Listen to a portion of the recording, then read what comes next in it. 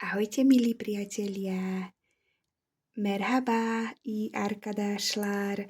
Dneska tu máme opäť turečtina pre radosť z Lucy a máme tu našu obľúbenú sekciu Pekné slovíčka, Güzel kelimeler. Je to 6. časť. Dnes som si pre vás pripravila tieto 3 slovíčka, ktoré sú rovnaké alebo veľmi podobné. Takže ideme na to. No, prvé slovíčko máme ruja.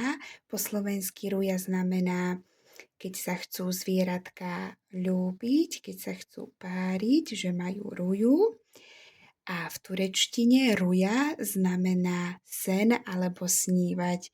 Takže sú to rovnako vysloviteľné slova, ale znamenajú niečo úplne iné.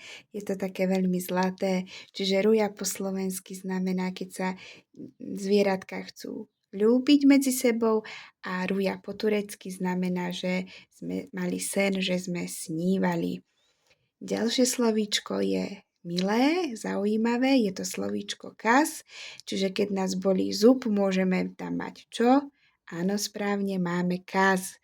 Niečo, čo nám robí zle a vytvára bolesť, čiže máme kas. Ale v turečtine slovíčko kas znamená hus, čiže sme v zvieracej ríši.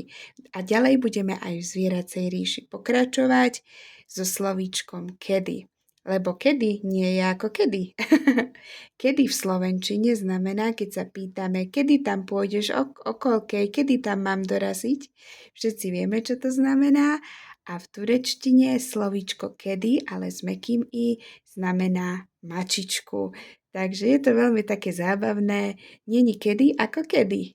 Takže kedy v slovenčine je, že okolkej a kedy v turečtine s mäkkým i znamená mačička. To je na dnes všetko. Dúfam, že sa vám videjko páčilo. Čauko, kakauko.